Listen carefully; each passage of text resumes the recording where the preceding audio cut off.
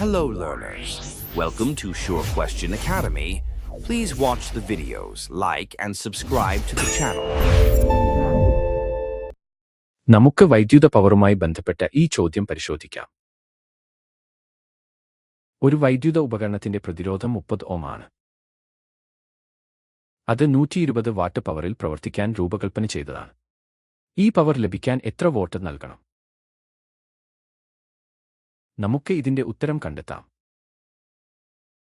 ആദ്യം തന്നിരിക്കുന്ന വിവരങ്ങൾ എഴുതാം. പ്രതിരോധം R = 30 ohm. Power P = 120 watt. വോൾട്ടതയും പവറും പ്രതിരോധവും തമ്മിൽ ബന്ധിപ്പിക്കുന്ന സമവാക്യം. വോൾട്ടത V = √P ഗുണിക്കണം R. ഈ വിലകൾ സമവാക്യത്തിൽ നൽകുമ്പോൾ V = √120 ഗുണിക്കണം 30.